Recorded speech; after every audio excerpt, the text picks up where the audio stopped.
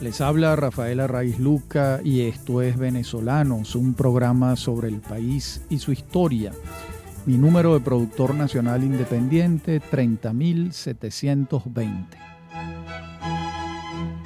Hoy estamos en el tercer capítulo de la serie Ajuste de Cuentas de Arturo Uslar Pietri, esa larga entrevista que yo sostuve con él entre agosto y diciembre del año 2000 y que trabajé a lo largo de todo diciembre. Le entregué la entrevista para su revisión en enero y el doctor Uslar murió en febrero a los 94 años. En el programa anterior estábamos con él en París desempeñando la embajada de Venezuela ante la UNESCO durante el primer gobierno de Carlos Andrés Pérez. Y él nos refería lo grato que había sido ese trabajo en la embajada ante la UNESCO, cómo se había entendido muy bien con Amadou Mbow, que era decía literalmente, ¿no?, que era el director general de la UNESCO, que era un hombre musulmán, muy culto, muy fino, y comentaba que propuso la creación del premio Simón Bolívar y tuvo mucho empeño en que el premio resonara suficientemente con motivo del bicentenario del nacimiento del Libertador que ocurrió en 1983. Entonces yo comento lo siguiente y él empieza a hablar. Mi comentario es este. En 1979 regresa a Venezuela, dando por concluida su tercera y última etapa fuera del país, pues las dos primeras fueron en París cuando era un joven recién graduado de abogado, y la segunda, el exilio en Nueva York entre 1945 y 1950. Y sigo diciendo, vuelve a su programa de televisión y prepara la edición de su novela La isla de Robinson. También señalo, en 1985 acepta la presidencia de la Comisión Presidencial para el Estudio del Proyecto Educativo Nacional, una comisión en la que lo designa el presidente de la República de entonces, que era Jaime Lucinchi. Y también digo que una de sus obsesiones centrales encuentra posibilidades de articularse, aunque la terca realidad condujo los esfuerzos por cauces perdidos. Me refiero a la Comisión Presidencial para el Estudio del Proyecto Educativo Nacional. En todo caso, él va a comenzar hablando de la educación, que fue uno de los temas que a él más le interesó, y dice lo siguiente. Yo creo que la educación venezolana está totalmente equivocada. Aquí hay que regresar a Simón Rodríguez, a educar para algo, a educar para vivir en un país llamado Venezuela. Los estudiantes pasan aquí por distintas etapas sin enterarse de lo que es Venezuela. Reciben unas ideas convencionales, unos prejuicios negativos incluso. Por otra parte, el 90% de los estudiantes que llega a la Universidad Central de Venezuela viene de escuelas en las que se paga, y allí no paga un centavo nadie. Eso es absurdo. Es una educación muy costosa y por ello se debería ser exigente. Pero como no cuesta nada, no se exige demasiado. Nuestra educación es muy mala, es memorística e inadecuada. Como vemos, críticas severas de Uslar Pietri a la educación venezolana. Muy discutibles, por cierto, pero yo entonces le pregunto, ¿sigue creyendo que es preferible una élite bien educada que una mayoría con pésima educación? Y él responde, evidentemente, toda mi vida he pensado eso, porque es la verdad histórica. Todo el progreso humano lo han hecho las minorías. Lo contrario es una idea de la Revolución Francesa y de los soñadores del siglo XVIII. Fueron minorías excelsas las que hicieron el Renacimiento, un puñado de hombres, 2 docenas de hombres, esa es la verdad. Las minorías son las que han hecho que el hombre avance aquellos que se han preguntado cosas que no se debían preguntar, la gente que se ha atrevido a adversar opiniones generalizadas. Y ahora hablo yo poniendo en contexto la situación de el Uslar que se está acercando a su cumpleaños 80. Y digo esto, en 1986 cumple 80 años y el país unánimemente lo celebra. Tanto el Congreso Nacional como la Presidencia de la República festejan su cumpleaños. Es propicia la oportunidad para revisar el significado de su obra. Así ocurre en las principales publicaciones periódicas del país y de España. El Instituto de Cultura Hispánica de Madrid, en 1988, organiza su Semana de Autor dedicada a su obra. El peso de la figura intelectual de Uslar sigue en ascenso. Va erigiéndose en una suerte de tótem de la tribu de conciencia nacional. El rey de España, en 1989, lo nombra coordinador general de un proyecto de investigación titulado Iberoamérica, una comunidad, cuyo resultado será publicado con motivo del 5º centenario.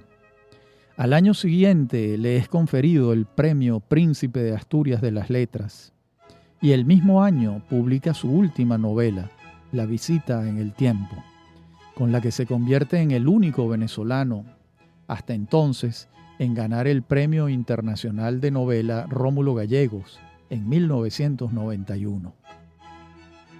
A finales de 1991, pronostica el golpe de Estado de febrero de 1992 y se entrega a la tarea de promover la destitución del presidente Carlos Andrés Pérez, cosa que logra junto a sus aliados en mayo de 1993, después de una larga batalla jurídica y de opinión pública, encabezando un grupo que se denominó Los Notables. Desde entonces y hasta la fecha, sus apariciones públicas han disminuido notoriamente. En 1996, los estudiosos de su obra vuelven a hacer un balance de su vida y su labor con motivo de sus 90 años, y el Fondo de Cultura Económica de México edita un volumen antológico de su obra. Siempre, en el examen que se haga de su trabajo, Venezuela es centro y fundamento. Y ahora se inicia un capítulo que es el 7º, que denomino La Pasión Venezolanista, el 7º de la entrevista, por supuesto. Y digo lo siguiente, sin duda, el tema sobre el que Uslar habla con mayor fruición es el de Venezuela.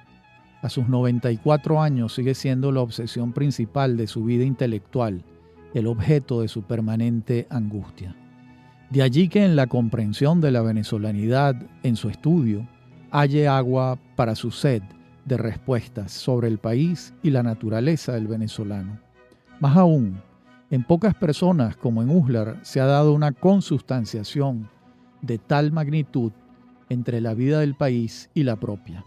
Por momentos, incluso, pareciera que su vida privada estuviera supeditada a los avatares venezolanos. Desde muy joven comenzó a tejerse esta simbiosis entre el país y su vida, a tal punto que la situación de aquel determina el ánimo de éste de una manera asombrosa. Y entonces ahora empieza a hablar Uslar de nuevo.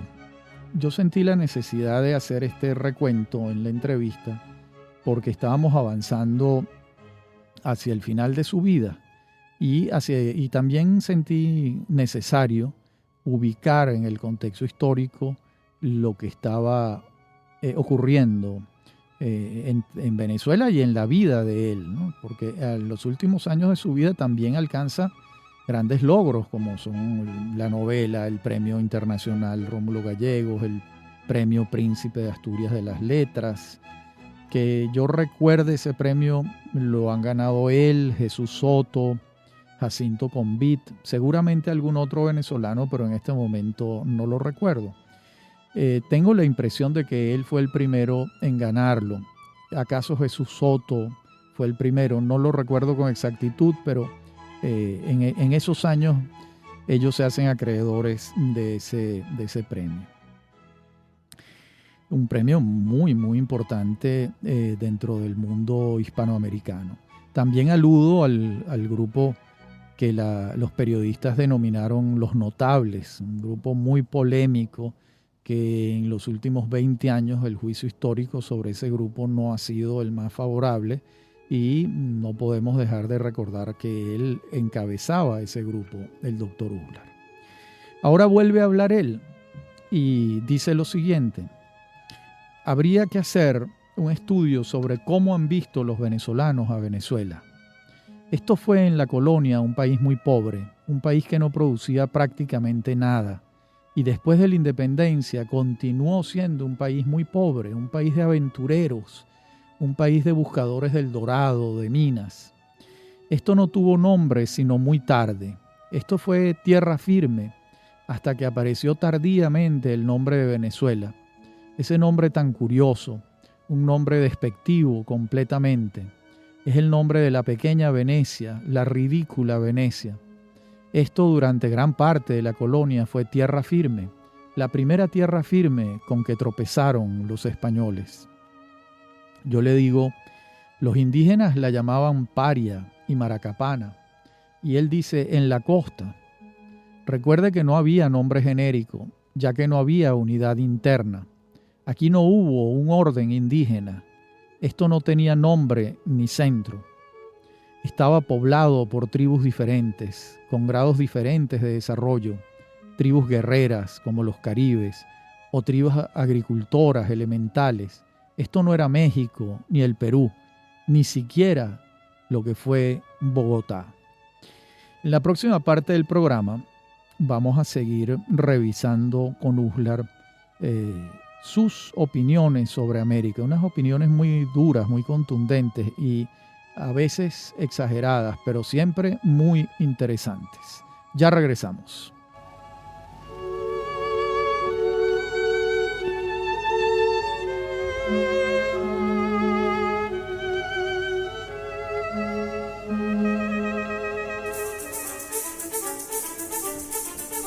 En breve continúa Venezolanos.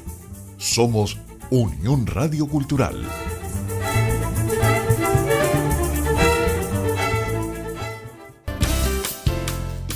Estás escuchando Unión Radio Cultural.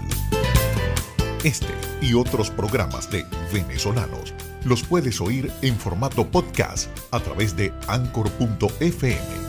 Para alguna sugerencia sobre este espacio, pueden escribirnos al correo rafaelarraiz@hotmail.com y en Twitter @rafaelarraiz. Somos Unión Radio Cultural.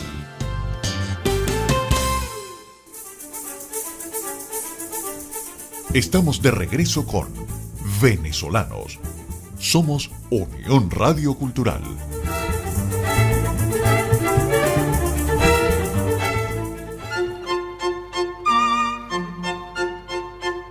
En la parte anterior del programa estuvimos viendo las opiniones de Uslar sobre Venezuela, la Venezuela colonial y la Venezuela precolombina, la Venezuela de los aborígenes que estaban aquí cuando llegaron los europeos.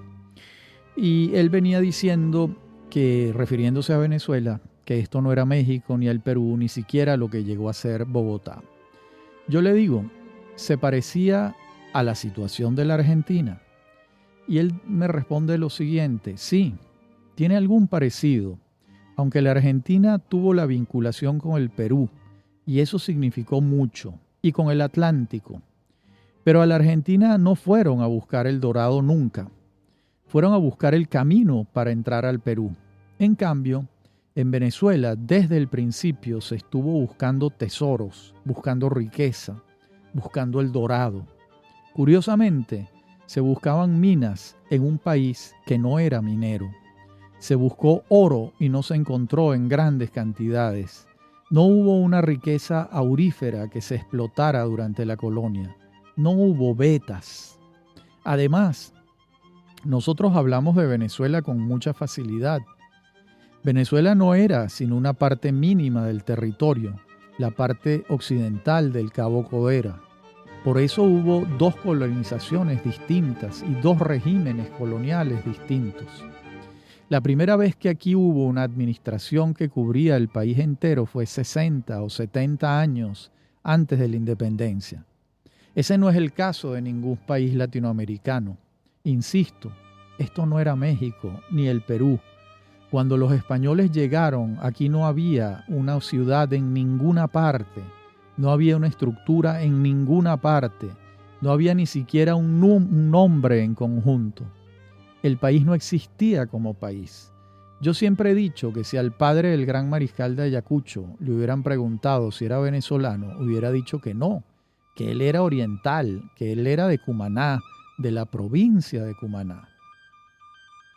Claro, aquí a lo que está aludiendo Uslar es en la tardía creación de la Capitanía General de Venezuela en el año 1777. Y en efecto, siendo eso así, las provincias eran autónomas y no había una unidad político-territorial hasta tanto no se creó la Capitanía General de Venezuela y se privilegió una de las provincias, que era Venezuela, dándole su nombre, además de que la capital de esa provincia era Caracas, que tenía una vocación de capital muy antigua. Ahora le pregunto yo a él, o le digo, esos colonizadores españoles siempre se ha dicho que no eran las personas más calificadas, si se las compara con los puritanos que poblaron Nueva Inglaterra. Desde siempre ha habido esta leyenda negra, le digo yo a Uslar. Sí, dice él, pero eso es otra cosa distinta. Los españoles que vinieron a Venezuela eran aventureros que venían buscando riqueza, y los hombres que poblaron Nueva Inglaterra eran hombres que emigraban de Europa con ideales religiosos, con concepciones políticas. Venían a construir una sociedad justa. Son dos procesos completamente distintos. Y yo le digo, pero que pueden explicar en gran parte los distintos desarrollos que hemos tenido. Y afirma Uslar, en gran parte lo pueden explicar, pero es eso. Son dos mentalidades distintas.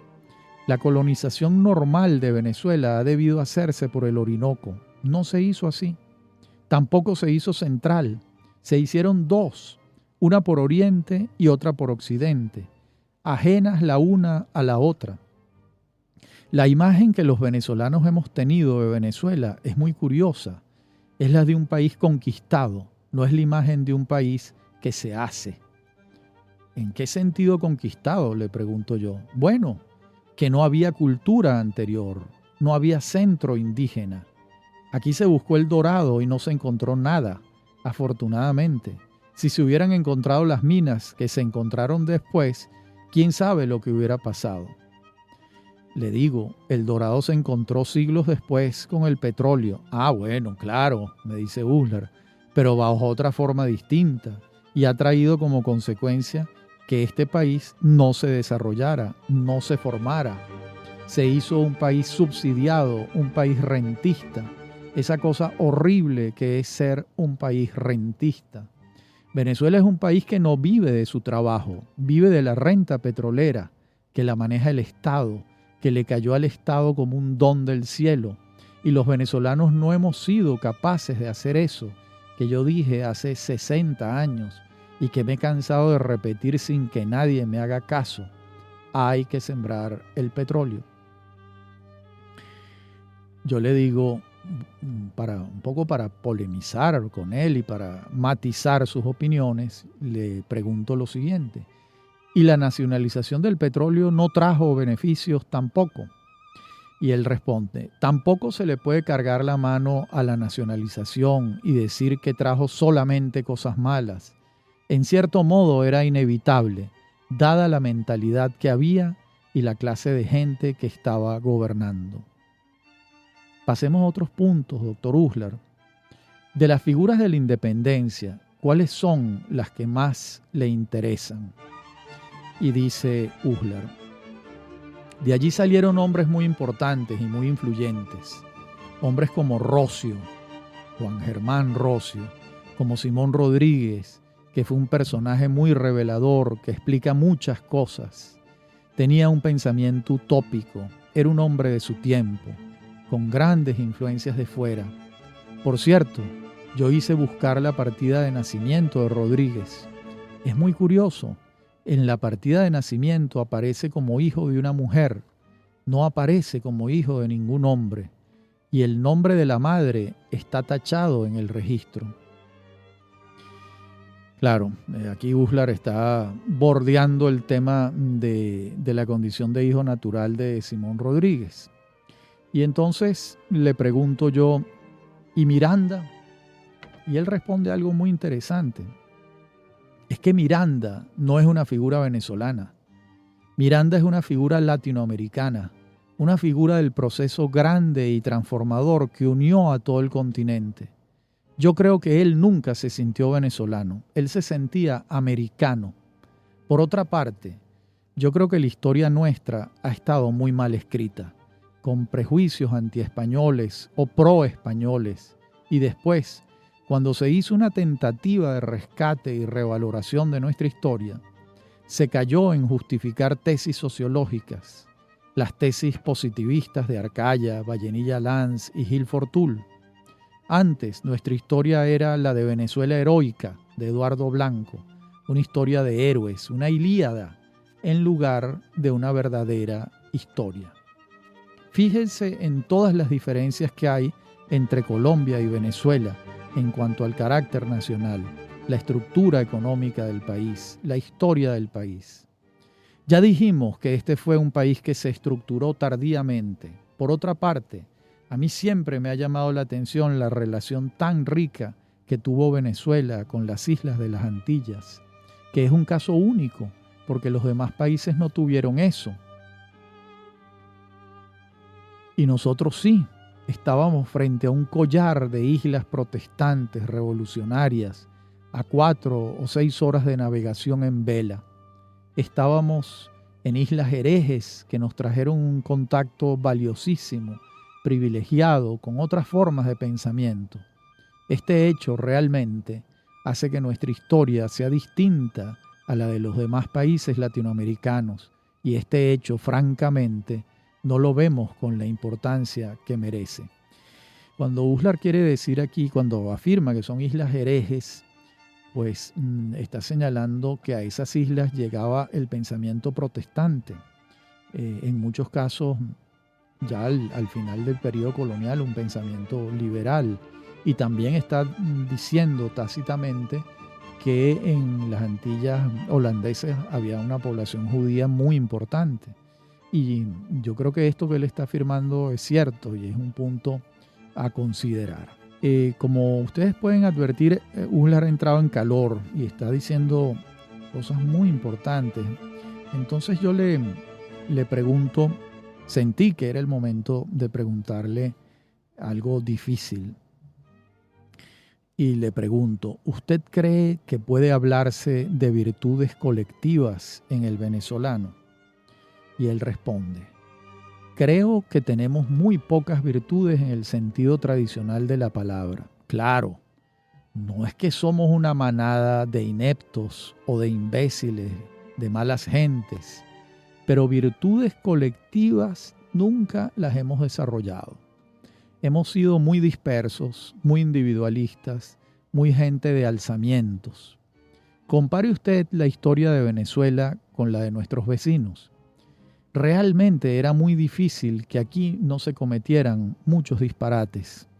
La situación en el siglo XX venezolano ha sido extraordinariamente inusual y corruptora. La situación de un país pobre, muy atrasado y muy ignorante, que de pronto tiene un Estado inmensamente rico y que esa riqueza no se debe al trabajo nacional. El gobierno se convirtió en el principal agente de enriquecimiento y no hubo clase dirigente. Esa es la verdad. En otros países sí la hubo, y muy poderosa y muy eficiente. En Colombia, para no ir tan lejos. En el Perú, para no hablar de la Argentina. Venezuela, desde la independencia, no ha tenido clase dirigente. Hemos tenido gente que oye cosas por aquí y por allá y ha tratado de hacer lo que puede. Somos gente muy inmadura, muy superficial. A este país le cayó encima una montaña de recursos y no fue capaz de emplearlos medio sensatamente. Hay que recordar siempre que esto tuvo un centro muy tardíamente. Recuerde que la estructura actual de Venezuela y Caracas como centro se consolida con la generación que hace la independencia. Bien, en la próxima parte del programa seguiremos oyendo estas opiniones duras, contundentes y descarnadas de Arturo Uslar Pietri sobre Venezuela. Ya regresamos.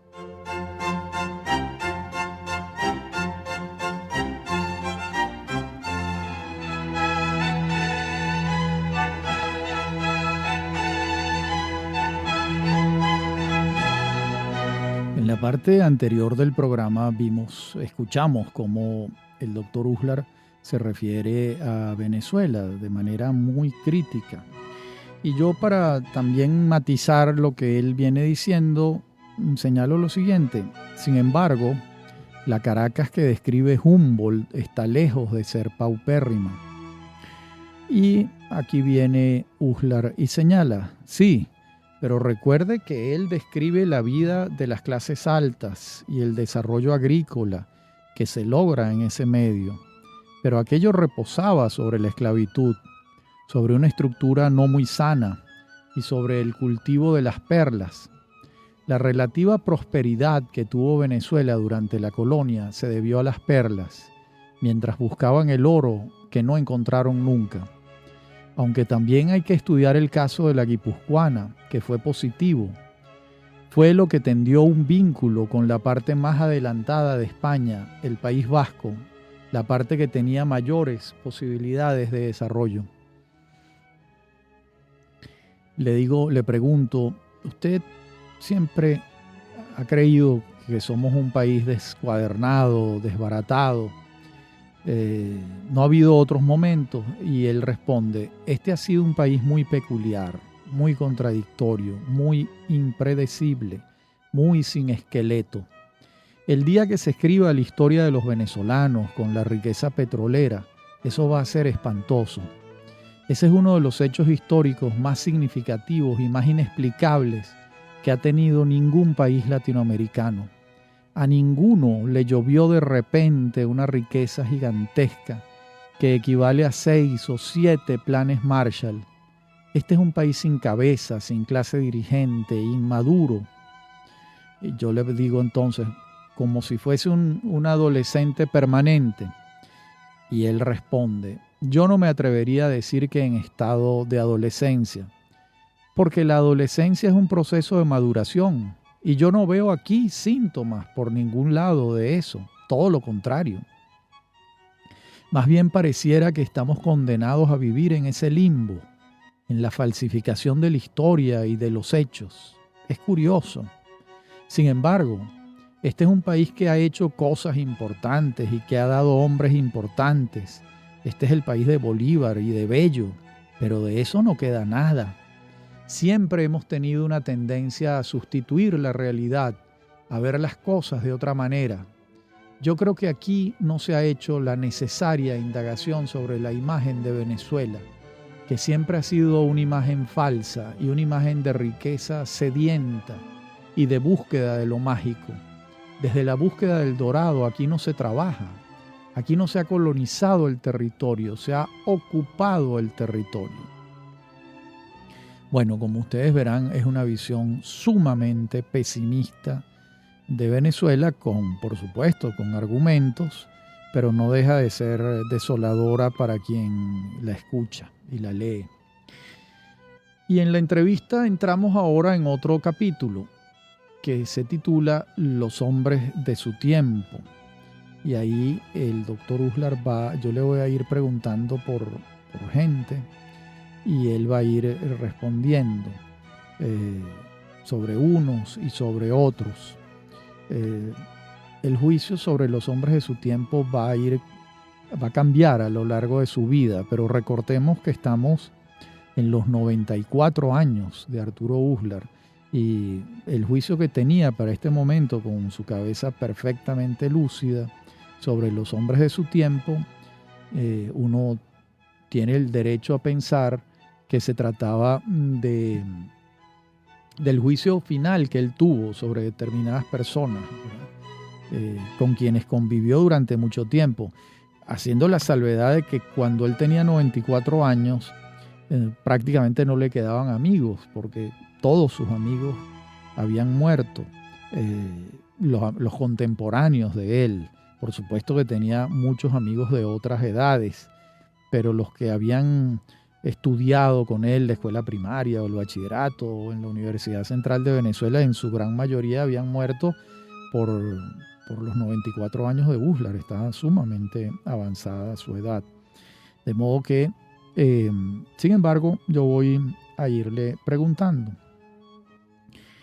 Y digo lo siguiente: a lo largo de nuestros diálogos, el doctor Uslar ha emitido juicios sustanciales sobre sus compañeros de viaje, bien sea que se trate de sus amigos o de los hombres de su tiempo vital, que no necesariamente ocupan un lugar en la casa de los afectos. Por eso el capítulo se llama Los hombres de su tiempo, porque va a haber otro, ¿verdad?, que es el capítulo de los amigos, que es muy distinto, los hombres de su tiempo, a los amigos, porque los hombres de su tiempo han podido ser amigos como han podido ser adversarios, como de hecho la mayoría fueron adversarios de él. He preferido, digo yo, separar las aguas y ofrecer el juicio en capítulos distintos. El lector comprenderá por qué. Algunas veces lapidario, otras veces más dado al matiz. Lo cierto es que estas opiniones no ofrecen desperdicio y se fundamentan en valoraciones más racionales que emocionales, aunque no puede pedírsele a nadie que la emoción se mantenga alejada totalmente del juicio. Esto es importante, porque por más racionalidad que uno advierta en Uslar Pietri, las emociones están allí, la antipatía o la simpatía, dependiendo, ¿verdad?, de los bienes o los males que cada una de estas personas, por la circunstancia histórica, produjeron en la vida del doctor Uslar. Por ejemplo, es imposible imaginar que sobre los hombres que dieron el golpe de Estado del 18 de octubre del 45, la Revolución de Octubre, una de las principales víctimas fue él pueda tener un juicio histórico favorable. Sería muy extraño que lo tuviera. Y bueno, comenzamos entonces con Betancourt. Y dice Uslar sobre Betancourt: Rómulo Betancourt, en aquella ciudad pequeña, se refiere a la Caracas de 1928, era un tipo conocido, era periodista, muy enamoradizo, con poco éxito y, por supuesto, muy ambicioso, lleno de ambición, muy autoritario. Yo le digo, bueno, luego la vida lo cambió un poco, ¿no? Y sigue diciendo Uslar: debió cambiarlo un poco, me imagino yo. Recuerdo que en su segundo periodo, ya presidente electo constitucionalmente, tuve que hablar con él. Él siempre me trató muy bien. En aquella oportunidad me dijo: estos izquierdistas venezolanos son unos pendejos. Nunca han entendido qué es lo que hay que hacer. Lo primero que hacen es levantar una bandera antiamericana. Esa es una estupidez. La revolución hay que hacerla, pero hay que hacerla con los Estados Unidos. Fin de la cita. Esto es lo que dice Uslar que le dijo Betancourt. Y sigue diciendo Uslar: Betancourt era un hombre con un popurrí atravesado. No tenía ningún estudio serio. Un hombre de mucha ambición y de mucha audacia. Y le digo yo, pero le sonó la flauta algunas veces. Y él dice, sí, claro, tenía mucho instinto. Por ejemplo, después del golpe del 45 salió a buscar a un mascarón y Gallegos se prestó. Betancourt utilizó muchísimo a Gallegos, y Gallegos era un hombre muy débil, muy perezoso mentalmente. La obra de pensamiento de Rómulo Gallegos no existe, nada, ni un artículo. Era muy timorato, le costaba muchísimo tomar decisiones. En ese panorama, Gonzalo Barrios era distinto. Primero, Gonzalo era un hombre de mucha simpatía personal, era muy buena persona. En ese grupo había muchos resentidos, él no. Él era abierto y franco, con muchas limitaciones, claro, pero no era sectario, no lo fue nunca. ni fue un malvado tampoco. Y yo me atrevería a decir que no fue deshonesto. Como vemos, la opinión del doctor Uslar sobre Gonzalo Barrios era muy buena, muy negativa sobre Gallegos y Betancur, sobre los dos Rómulos. Por supuesto, muy discutible todo lo que afirman, pero estas son sus opiniones. Y yo le pregunto por el que falta. ¿Y Leoni? Y dice Uslar lo siguiente: yo a Leoni lo conocí muchísimo porque fuimos condiscípulos en la universidad. Era muy buena persona, con una formación incompleta, pero era un hombre sereno y en general yo creo que su actuación no fue mala en aquel desbarajuste que se produjo con el golpe de Estado del 45. ¿Y Piconsalas?, le pregunto yo. Mariano vino tardíamente. Él pasó casi toda su juventud en Chile y cuando vino a Venezuela era prácticamente un extranjero, sin vinculación con nadie. Era muy timorato Mariano. Además, Venezuela era un país muy bárbaro, muy incivilizado, y Mariano se había formado en Chile. Y aquí viene un punto interesante, que es el que yo le pregunto por su relación con Caldera. Como la respuesta es larga, tiene varios párrafos y compleja, vamos a dejarla en suspenso para la próxima parte del programa, que es la última parte del programa. Les hago el recuento. Se ha pronunciado sobre Betancur, sobre Gallegos, sobre Gonzalo Barrios, sobre Leoni, sobre Piconsalas, y ahora va a hablar sobre Caldera. Luego lo hará sobre Carlos Andrés Pérez. Luego lo hará sobre Pérez Jiménez, sobre Pedro Estrada e incluso sobre Hugo Chávez. Bien, en la próxima parte del programa entonces vemos, él va a responder cómo ha sido su relación con Caldera, es lo que yo le voy a preguntar, porque coincidieron durante muchos años en el escenario político venezolano, por razones obvias. Concurrieron ambos a campañas presidenciales, la del año 63, y nunca estuvieron juntos en ningún proyecto político. Nunca estuvieron juntos. Sin embargo, eran hombres que se respetaban, como era la política en Venezuela, que eran adversarios, pero había ciertos niveles de convivencia civilizada. Ya regresamos.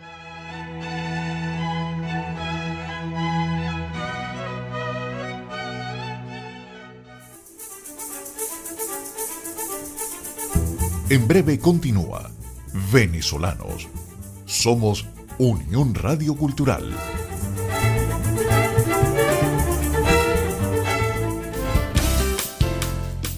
Estás escuchando Unión Radio Cultural. Este y otros programas de Venezolanos los puedes oír en formato podcast a través de Anchor.fm. Para alguna sugerencia sobre este espacio, pueden escribirnos al correo rafaelarraiz@hotmail.com y en Twitter @rafaelarraiz. Somos Unión Radio Cultural.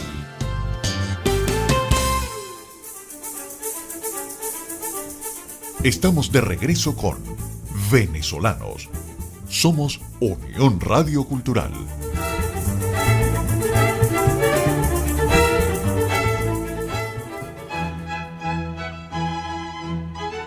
Decíamos en la parte anterior del programa que en esta revisaríamos lo que falta de la opinión de Uslar sobre los hombres de su tiempo. Y le pregunto, ¿cómo ha sido su relación con Caldera? Dice Uslar, Caldera es un hombre muy raro. Yo creo que básicamente es un hombre muy limitado de horizontes y tiene en el fondo una tendencia autoritaria y monástica. Él tuvo mucha influencia falangista en la época de estudiante, en la época de la UNE. Nosotros tuvimos un famoso debate por televisión organizado por Carlos Rangel. La noche del debate en que salí de mi casa para la estación de televisión, la ciudad estaba vacía. Todo el mundo estaba pegado al televisor esperando. Desde que llegamos al canal, Caldera estaba interesadísimo por decidir quién comenzaba a hablar primero. Y a mí me daba lo mismo, hasta que lo decidimos con una moneda. A lo largo del debate, él me preguntó con mucha insistencia si yo era anticomunista y me reclamaba que yo nunca hubiese dicho que era anticomunista. Le dije que no, que yo nunca sería anti nada, porque no soy un fanático. Él fue falangista. Recuerdo que en una época aquí hubo gente que trató de ponernos de acuerdo a Caldera y a mí, pero no se logró nada. Una señora muy amable y gentil organizó unos almuerzos en su casa, en los que nos encerraban a Caldera y a mí para que habláramos y nos pusiéramos de acuerdo alrededor de un proyecto político, pero no se alcanzó nada. Y le pregunto ahora, ¿y Carlos Andrés Pérez?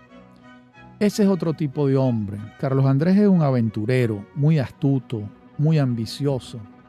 Le pregunto, recientemente no lo ha visto personalmente. Les recuerdo que estamos hablando en el año 2000. No.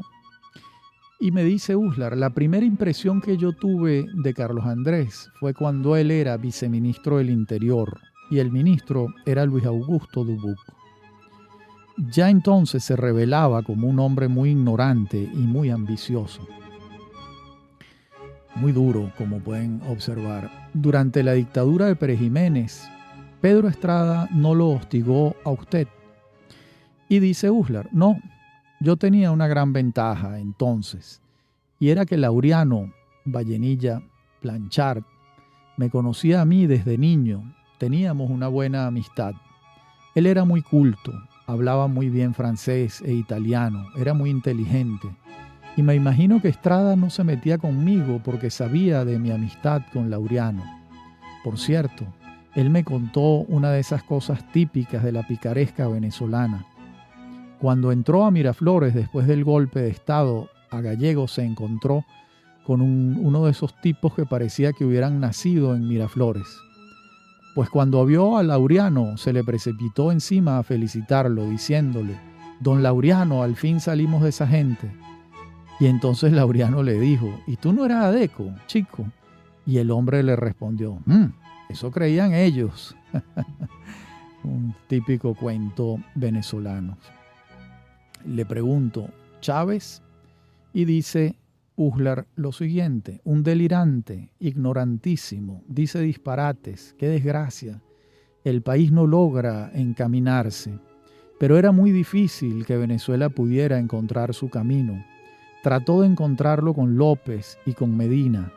Después vino el 18 de octubre y los gobiernos militares, y esto se fue, se perdió.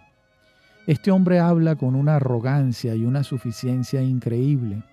A él se le han pegado algunas frases que ha oído, como esa del liberalismo salvaje. Eso lo llena de felicidad.